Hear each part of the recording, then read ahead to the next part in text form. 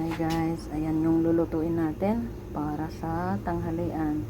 Ang pakbit na walang alamang.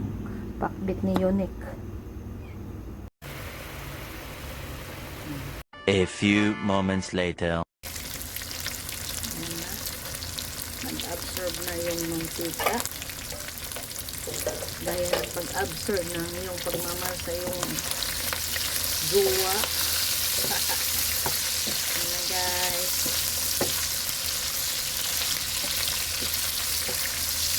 So, may bawang na yan. May sibuyas na din.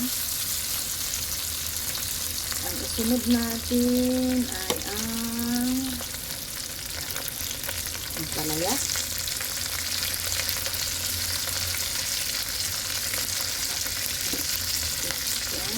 Kalabasa.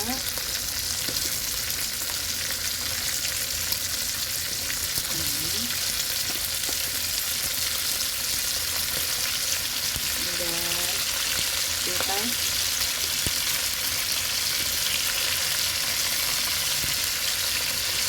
Okra.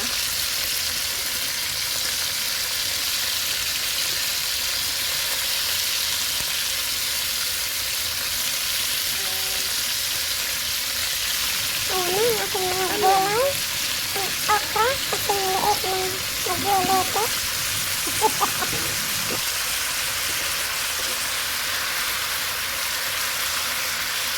Takpan.